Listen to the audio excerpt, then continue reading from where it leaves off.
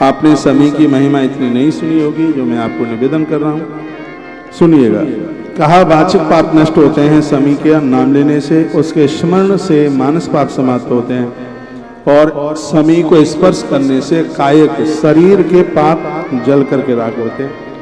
नित्यमेव भक्ति पूर्वक उस समी का पूजन ध्यान तथा नमन करने से आयुष्य बढ़ता है, ज्ञान बढ़ता है। जिनके बच्चे पढ़ने में बहुत कमजोर हैं, एक थाल लो, उसमें चंदन से लिखो ओम गम गणपतये नमः उस थाल में, फिर उसमें समी की पत्तियां बिछा दो, उसमें 108 तो कम से कम हो गए ही, और फिर ओम गम गणपतये नमः बोलकर हर मंत्र के ऊपर एक समी की पत्ती उस पुत्र के हाथ से, बेटी के हाथ से भगवान गणपति के ऊपर चढ़ाइए। ये हमारा ग्रंथ दावा करता है कि आपके बच्चे पढ़ने में बहुत बलशाली हो जाएंगे, बुद्धिमान हो जाएंगे। जो पढ़ेंगे वही उनको याद हो जाएगा। ऐसा नहीं है कि बिना किताब पढ़े पास हो जाएं। तो आप इस भरोसे में बने रहे, नहीं तो फिर टीचर्स लोगों की, स्कूलों की क्या जरूरत पड़ेगी फिर। हाँ, उनका पढ़ने में मन लगेगा, मटर गश्ती में मन नहीं लगेगा। वो जो किताब खोल करके पढ़ेंगे वही उन्हें कंठस्थ हो जाएगा। मैंने ये सब प्रयोग अपने लिए किए हैं। मैं कोई किताब एक बार पढ़ता हूँ, वो मुझे याद हो जाती है, वो मुझे कंठस्थ हो जाती है। इस कथा को मैंने बहुत वर्ष पहले बोला था, कोरोना काल में, शायद मुझे ध्यान से आए, ना भी बोला हो तो ऐसा भी हो सकता है, लेकिन अब तो बोल ही रहा हूँ। और इस कथा को सुनकर समी पत्तों के प्रति आपकी बहुत बड़ी श्रद्धा होगी। लेकिन इस बात को जरूर ध्यान रखिए, गोरोचन से या चंदन से किसी परात में, पीतल की परात मिल जाए, ताम्र की मिल जाए, तांबे की। तो कल मैं गजेंद्र मोक्ष पूना में बोल रहा था, पुणे में, तो उसमें एक बड़ी, मुझसे तो इतना आता नहीं है, ना तो मुझसे मुंबई आता, हम तो सीधे मुंबई कह देते हैं ना, हमसे सीधे पूना, शुरू से पुणे ही कहते रहे तो वही बोल देते हैं। तो गजेंद्र मोक्ष में एक बात आई थी, भगवान नारायण ने गजेंद्र को कहा था, जो सुबह ही सुबह तांबे और चांदी के पात्रों का दर्शन करेगा, मोर और शंख का दर्शन करेगा, पहाड़ और नदियों का दर्शन करेगा, उसके जीवन में मैं विपत्ति नहीं आने दूंगा। एक कल की बात है। आपके घर में ताम्र के पात्र होने चाहिए। तांबे के पात्रों को अपने खुद के यूज में न लें तो ठीक है, क्योंकि ये पूज्यता के पात्र हैं। इनमें, हाँ, इसमें आप रात को पानी भरिए तांबे के पात्र में, लेकिन दूसरे गिलास से पीजिए। पानी भरा रहे उसमें, लेकिन जब पीने की बात आती है तो ताम्र नहीं, दूसरा पात्र उसको आप यूज कीजिए। तांबे का पात्र पूजा के लिए, सूर्य भगवान के अर्घ के लिए बहुत ही ज्यादा उसको विशेष माना गया। तो ताम्र का कोई पात्र हो, ताम्र का, उसमें लिख लीजिए। पीतल के में आप लिख सकते हैं। लिखना क्या है, षडाक्षर मंत्र है गणेश जी का, ओम गम गणपतये नमः, पूरे थाल में लिख दीजिए और उसके ऊपर पत्तियां डाल दीजिए। क्योंकि समी के पत्ते बहुत छोटे छोटे होते हैं, वैसे तो पत्तों पर आप ओम गम गणपतये नमः लिख नहीं पाओगे, तब उसको आप परात में डाल दोगे तो हर पत्ते के ऊपर वह नाम अंकित हो जाएगा। फिर वह एक एक पत्ता भगवान गजानंद के ऊपर चढ़ा।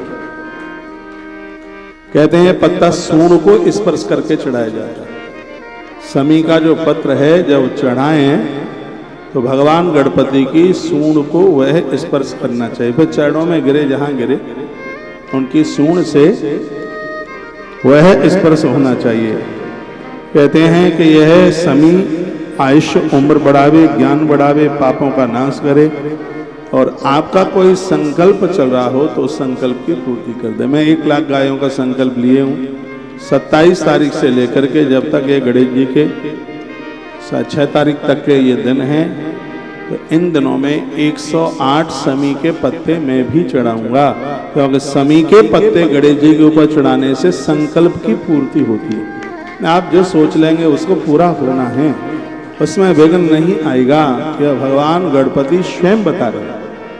उन्होंने प्रियव्रत नाम के अपने भक्त को उन्होंने स्वयं ये बात कही, कहा जो मेरे ऊपर समी की पत्तियां चढ़ाएगा, मैं उसके संकल्पों को टूटने नहीं दूंगा, मैं उसके संकल्प को पूरा कर दूंगा।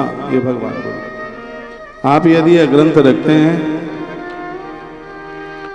तो गणेश पुराण का क्रीड़ा खंड है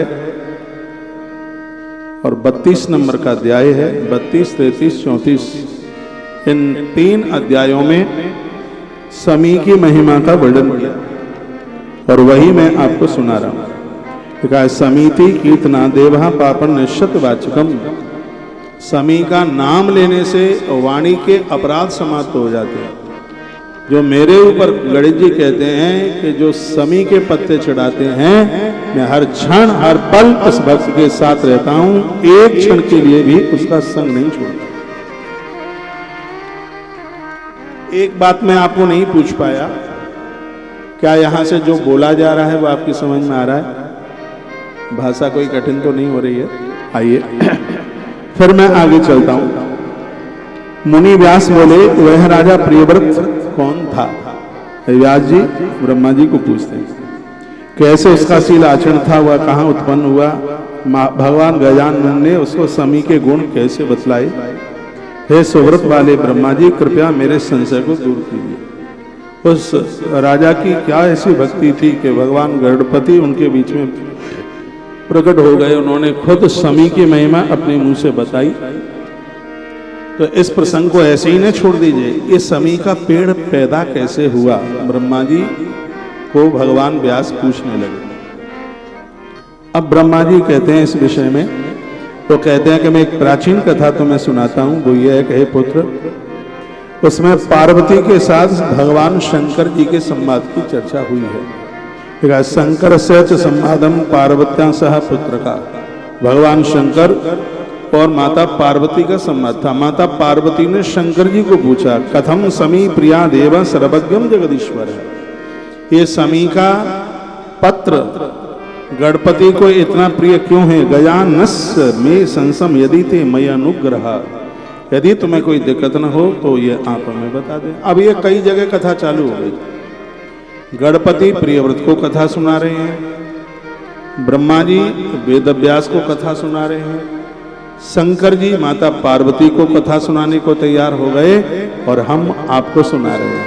इतनी जगह ये कथा, 4 जगह है श्रोता और 4 ही जगह वक्ता। भगवान शंकर ने जो बोला वो मैं आपको सुना रहा हूं, गणपति ने जो बोला वही मैं आपको सुना रहा हूं, ब्रह्मा जी ने व्यास जी को जो सुनाया वही मैं आपको निवेदन करने के लिए जा रहा हूं, अपनी तरफ से कुछ भी नहीं। शंकर उवाच, शंकर जी बोले, शृणु प्रिय प्रवक्ष्यामि कथा एकाम सुचिस्मति।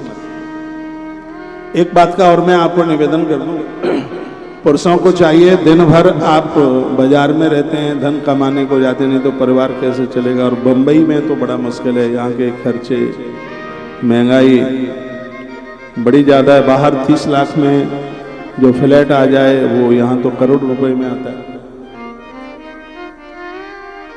इधर क्या है? लिफ्ट लगी है? लिफ्ट है क्या है?